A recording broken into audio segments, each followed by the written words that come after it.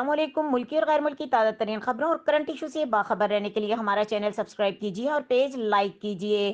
رخ کریں گے ساہیوال کا، جہاں سے رپورٹ کر رہے ہیں ہمارے نمائندے شان احمد۔